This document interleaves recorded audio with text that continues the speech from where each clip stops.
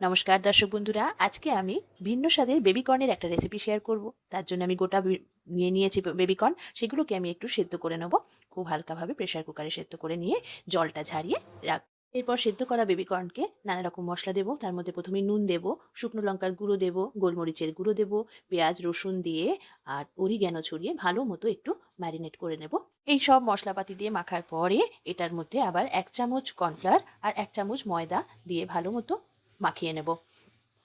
সব কিছু দিয়ে ভালো করে মাখিয়ে নেবার পরে আমি কিছু কাবাবের স্টিক ধুয়ে রেখে দিয়েছি। এইবার বেবিকর্নগুলোকে কাবাবের স্টিক দিয়ে গেঁথে নেব। প্রত্যেকটা বেবিকর্নকে এইভাবে রেডি করে নেওয়ার পরে সবকটা বেবিকর্নের ওপর আবার একটু হালকাভাবে শুকনো ময়দা এবং একটুখানি কর্নফ্লাওয়ার ভালো মতো ওপর দিয়ে ডাস্ট করে নেব এবং পুরো 4 সাইডই উল্টে পাল্টে পুরো বেবিকর্নগুলোর গায়ে এই ডাস্টটা লাগিয়ে নেব। প্রত্যেকটা বেবিকর্নকে এইভাবে রেডি হয়ে গেলে এবার আমি কিছুক্ষণের জন্য এটাকে ফ্রিজে তুলে রাখবো। এতে পুরো মশলাটা বেবিকর্নের গায়ে সেট হয়ে যাবে। এবার কর্নফ্লাওয়ার আর ময়দা দিয়ে একটা গোলা তৈরি করব আর তার মধ্যেও কিছু মশলা অ্যাড করব। তার মধ্যে গোলমরিচের গুঁড়ো, নুন, হলুদ, শুকনো লঙ্কার গুঁড়ো আর অরিগ্যানো সব দিয়ে পেস্ট একটা তৈরি করে নেব। পেস্টটার মধ্যে বেকিং পাউডার এবং বেকিং সোডাও অ্যাড করব। একটা ভারী ভারী ব্যাটার তৈরি করব। এবার এই ব্যাটারটাকে একটা লম্বা গ্লাস মধ্যে ঢেলে নেব।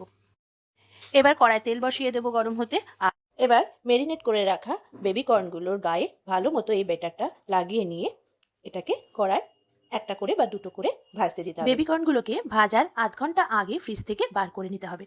তারপরে এইভাবে বেবিকর্নগুলোকে ভালো মতো ব্যাটারের মধ্যে দিয়ে কড়ার মধ্যে ভালো করে কড়া করে ভাজতে হবে। প্রথমবার ভাজার পর খানিকক্ষণ পরে সবকটা ভাজা হয়ে গেলে আবার সেকেন্ড টাইম এই ভাজা বেবিকর্নগুলোকে আবার কড়ার মধ্যে দিয়ে ভালো করে ভেজে নিলে বেবিকর্নের এই ফ্রাইটা বেশি মুচমুচে হবে।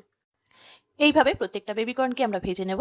এরপর বেবিকর্নটা হয়ে গেলে টমেটো সস বা মেয়োনিজ যে কোনো কিছুর সঙ্গে পরিবেশন করুন আজকের এই বেবিকর্নের ফ্রাইটা। ক্রিসপি বেবিকর্ন তো অনেক খাওয়া হলো, বেবিকর্নের এই আইটেমটাও একবার করে দেখুন না কেমন লাগে। হ্যাঁ, অবশ্যই কিন্তু আমাকে লাইক, শেয়ার, কমেন্ট করে জানাবেন আজকের রেসিপিটা কেমন লাগলো। এতক্ষণ আমার সঙ্গে থাকার জন্য থ্যাংক ইউ।